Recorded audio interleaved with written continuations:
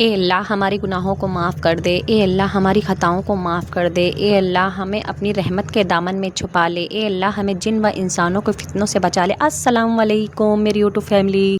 तो जैसे कि आप सभी लोगों को पता होगा कि मैं शॉर्ट वीडियो ही डाल रही हूँ, लॉन्ग वीडियो नहीं डाल रही थी। तो आज मैंने सोचा क्यों ना मैं लॉन्ग वीडियो डालूँ। तो सुबह का टाइम था, आज मैं उठ गई थी 3:30 बजे करीब मैं उठ चुकी थी। और उठने के बाद मैं आज बिल्कुल भी नहीं सोई। जी हाँ, मैं सोई ही नहीं बिल्कुल भी। तो उसके बाद मैं सबसे पहले उठने के बाद सबसे पहले मैं तहज्जुद की नमाज़ अदा करी मैंने। उसके बाद मैंने अपनी सहरी बनाई। सहरी में मैंने बनाई थी थोड़ी सी दाल और रोटी, बस इतना ही बनाया। और चाय के साथ डबल रोटी खाई हमने सब ने। उसके बाद सब लोग नमाज़ पढ़ी, फजर की नमाज़ हमने सब ने अदा की। नमाज़ पढ़ने के बाद फिर थोड़ा सा मैंने अपना कलाम पाक पढ़ा। फिर घर में सब लोग, मेरे हस्बैंड और मेरे बच्चे तो सो गए थे, मैं भी लेट गई थी। मैंने सोचा मैं भी सो जाऊं, 8-9 बजे करीब उठ जाऊंगी। लेकिन मैं ये सोच रही थी मुझे मशीन भी लगानी है। मैंने 4-5 दिन से कपड़े भी नहीं धोए। गाँव गई थी मैं, उससे पहले मैंने कपड़े धोए थे अपने। तो मैंने कपड़े धोने के बारे में सोचा तो मैंने सारे बर्तन धो लिए थे। मैं काम में लग चुकी थी, मेरा शिफान भी उठ चुका था। अभी टाइम 7:30 बज चुके थे, 7:30 या 8 बजे का टाइम है। और मैंने अपनी मशीन भी लगा दी थी।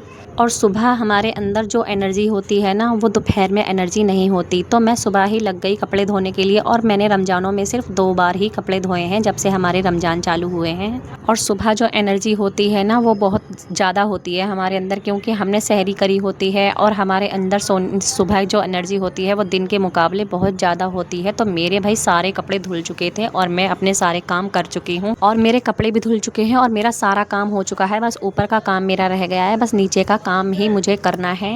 तो सुबह के टाइम हम कपड़े धो लेते हैं ना, तो हमारी दिन भर की टेंशन ख़त्म हो जाती है और हमारे सारे काम बहुत जल्दी से और बहुत आसानी से हो जाते हैं। और अगर हम यही काम दोपहर को करेंगे, जैसे कि हम नमाज पढ़ के सो गए और कलाम पाक पढ़ के सो गए, तो कितने बजे सोएंगे? हद से हद 8 बजे सोएंगे। फिर हम वही 10-11 बजे उठेंगे। उसके बाद तो पहले तो हमारा मूड ही ठीक नहीं होता, और जैसे तैसे ठीक हो तो इतनी एनर्जी नहीं है कि हम कपड़े धोएं।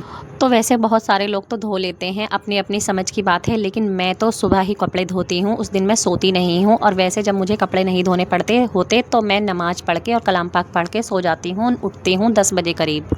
तो आज मैंने कपड़े धोने थे तो इसलिए मैं नहीं सोई। तो ये देखिए मेरे सारे काम हो चुके हैं। मैं इधर से भी अपनी सारी सफाई कर दूंगी। सफाई होने के बाद फिर मैं सारे कपड़े अपने छत पर डाल के आऊँगी। बहुत भारी ड्राम हो गया था, मुझे से तो ले जाया भी नहीं जा रहा था, लेकिन सब सो रहे हैं अभी। और मेरे 5-6 दिन के ये कपड़े हैं। और हम टोटल 5 लोग हैं, 5 मेंबर हैं। और ये देखो 9 बजे हैं, 9 बजे मेरे सारे कपड़े धुल चुके हैं। और मैंने छत भी धो दी थी। मुझे बहुत खुशी हो रही थी कि 9 बजे मेरे सारे कपड़े धुल गए। उसके बाद अब हमारे पास टाइम ही टाइम है। 9 बजे जब हमारे सारे कपड़े धुल गए तो सोचो कितना टाइम है, और एनर्जी भी बहुत सारी थी। तो अब मेरे घर में इस टाइम सब उठ चुके हैं, मेरे हस्बैंड भी उठ चुके हैं। तो दिन संडे का था आज मेरा। तो अब मैं ऊपर के काम कर दूंगी। बर्तन मैंने सबसे पहले धो दिए थे और किचन भी मैंने पहले ही साफ़ कर दी थी। मशीन लगाने में बाद में गई थी। तो अब मैं अपना झाड़ू पोछा बर्तन ये सब काम करके फिर मैं अपने कपड़े भी लेकर आ गई थी। 11 बजे करीब मेरे कपड़े सूख गए थे। और मैं अपने छत पर से सारे कपड़े उठाकर लेके आई। सारे कपड़े बैठकर मैंने अच्छे से तय बना के रख दिए। और जब हम कपड़े लेकर आए ना, हमें तभी तय बना के रख देने चाहिए, क्योंकि उनमें बिल्कुल सिकुड़न नहीं रहती है। हमारे कपड़े एकदम बढ़िया रहते हैं। और अगर हम थोड़ा सा आलस कर जाएंगे कि बाद में कर लेंगे, तो सारे कपड़ों पे सिकुड़न आ जाती है। तो फिर दोपहर को आ गया था ऊँट वाला, शिफान करने लगा जिद। तो मैंने उसे ऊँट पे बिठा दिया। ये बहुत खुश हो रहा था, मैं छत से देख रही थी। और इस बीच में मुझे इतना सारा टाइम मिल गया था, जोहर के टाइम में बहुत टाइम था। तो मैंने तो जब तक तो एक नींद भी कर ली थी आराम से। और इतनी जल्दी हमारे सारे काम हो गए कि मैंने नहा धो लिया और कपड़े धो लिए और मैं सो भी गई। उसके बाद मैंने अपनी जोहर की नमाज़ अदा करी और अल्लाह से मांगी बहुत सारी दुआएं।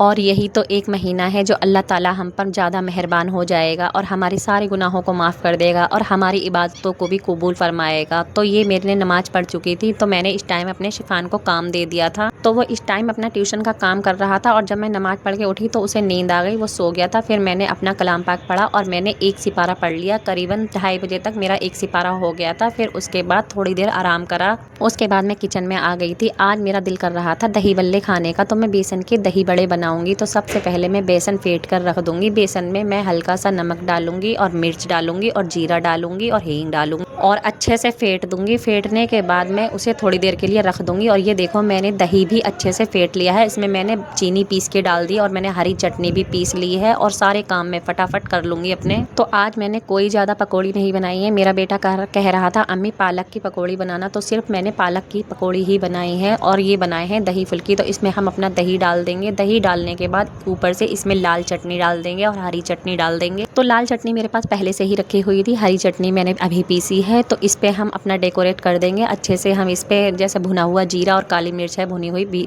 अभी मैंने भुनी थी इसे और पीस लिया था दरदरा करके। और ये वही प्लेट है जो मैं लेकर आई थी सनीचर बाजार से, जो मैंने आपको शॉर्ट वीडियो में दिखाई थी। ये मैं इसीलिए लाई थी और चना चाट के लिए भी लाई थी और दही बड़ों के लिए भी लाई थी। आज ये इसमें लगाए हैं, ये देखियो कितने ज़्यादा देखने में अच्छे लग रहे हैं। तो मेरा भाई और अम्मी आ गए थे अचानक से आज। तो मेरा भाई तो दही बड़े देख के बहुत खुश हो गया और उसे बहुत ज़्यादा पसंद आए। अगर आपको मेरा वीडियो अच्छा लगे तो उसके लिए लाइक करें, सब्सक्राइब करें। और ये मेरी प्यारी अम्मी जान हैं, ये भी दुआएं मांग रही हैं। अस्सलामु अलैकुम।